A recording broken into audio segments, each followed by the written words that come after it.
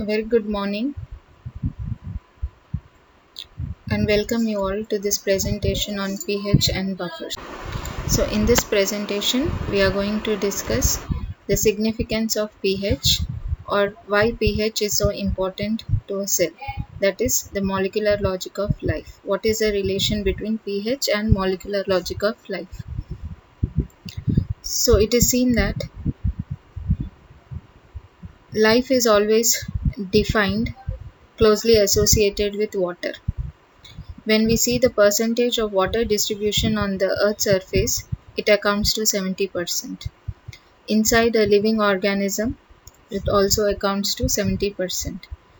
And when we come to a cell, that is a structural and functional unit of life, there also water accounts for 70%.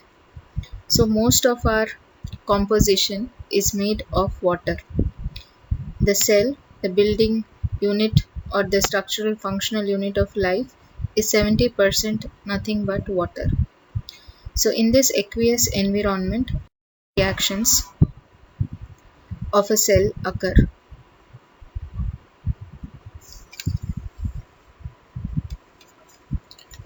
That is why water is the key to understand the behavior of the macromolecules. And water, because of its unique properties of its polarity, dipole constant value, adhesion properties, colligative properties, becomes a very unique solvent and also called as a solvent of the life, because in this all the living transformations occur. Even water insoluble compounds such as lipid membranes derive their nature and function by the way they interact with water. Another important property of water is the ionization property, where the water molecules or the ions dissociate and result in a ionic product, uh, a quantity which is experimentally measurable and has formed the basis for the pH scale. This concept we are going to deal in our next presentation in much more detail.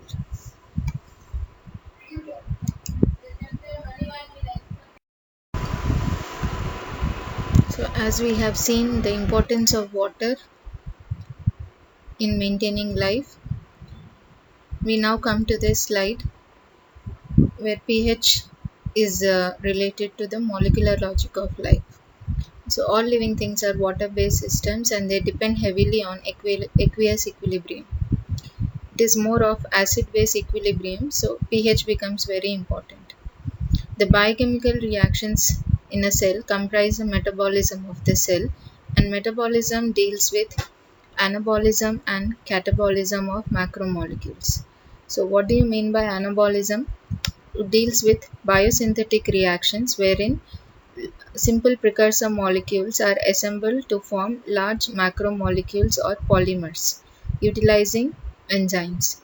And catabolism deals with degradation or breakdown of these macromolecules back into simple precursor molecules, again with the help of enzymes. As an outcome of these reactions, it is seen that acids and bases are formed, and their formation results in the increase or decrease of the acidity or the basicity of a cell. Apart from this, macromolecules also possess acidic and basic groups, and these also can behave or act as weak acids and bases. So the environment in which a macromolecule is present, that environment decides the nature and functioning of that particular macromolecule. So acidic environment and alkaline environment, they determine the function of the macromolecule. Thus, pH changes determine the properties of the enzymes.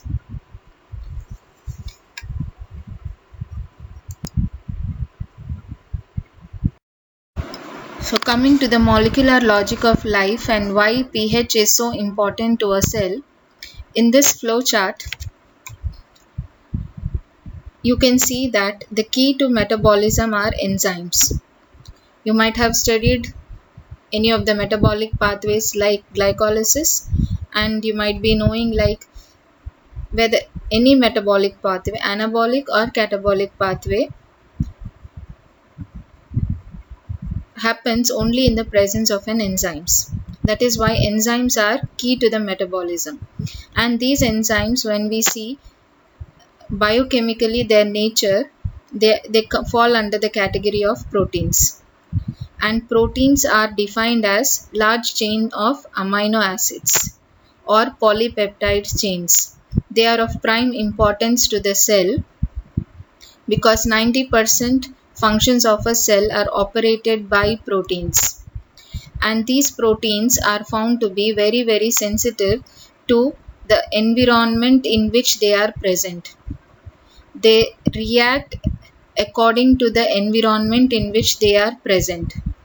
That means they react to changes in pH, they also react to changes in temperature, they also react to many other factors like the way the different ligands bind to them and other things which are not of this context. So we will focus our attention only on pH and temperature because these are the key factors which influence the proteins.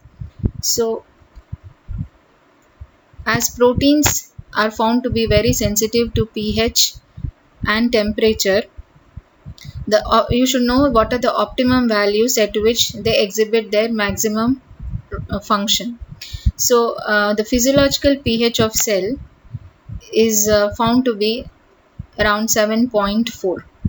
This is actually a neutral pH but said to be slightly alkaline, and it is called the physiological pH because this is the optimum pH at which all the proteins in our cell function with their maximum potential. Similarly, our body temperature is also found to be at 37 degrees centigrade. This is the temperature at which all the life reactions in a cell happen, and it is called as the optimum temperature. And these two values, that is the optimum temperature and optimum pH, play a very important role on the functioning of the proteins. At this pH and temperature, the proteins remain intact, that is, they maintain their structure and conformation.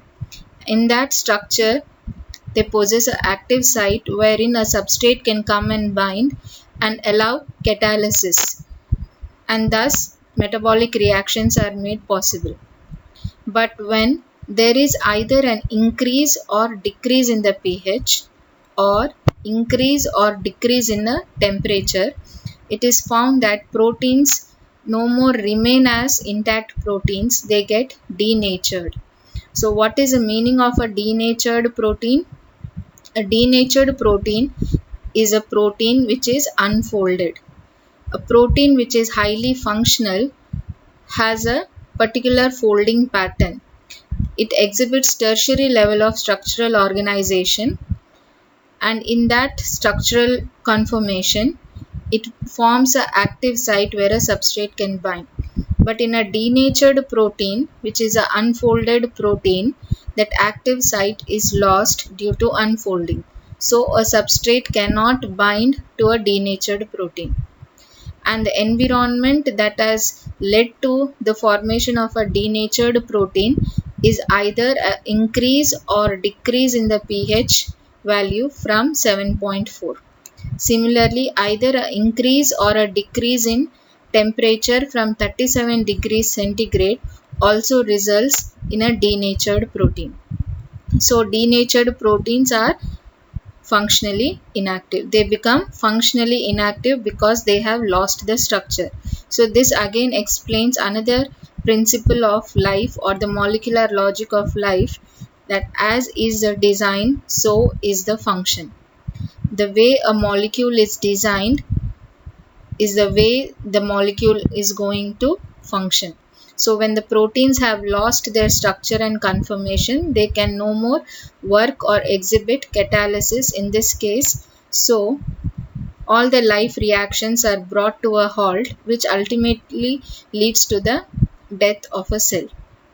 But the other way around, when we see, that is when enzymes, that is proteins, are working at optimum pH and temperature, all metabolic the proteins are active, and all the metabolic reactions or energy transformation processes happen inside the cell, ultimately releasing the energy currency of the cell called ATP. And this ATP is utilized by the cell to do work, and that work can be of different forms: transport work, biosynthetic work, mechanical work, transformation work, whatever. All these works contribute to the survival of the cell and also the maintenance of life inside a cell, which we call it as a condition of homeostasis. Homeo means similar, stasis means state. So a condition of similar state, that is always a pH of 7.4 and a temperature of 37 degrees centigrade, is maintained inside a cell in an aqueous medium to favor all the life reactions to keep happening without any hindrance. So this is all about significance and the pH importance in a cell.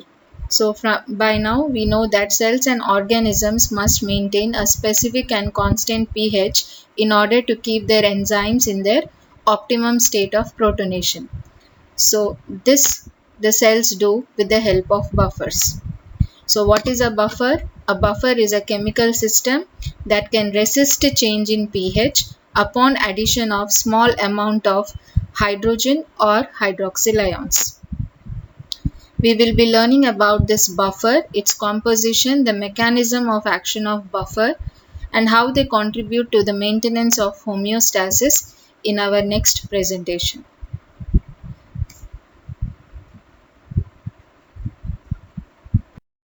Thank you.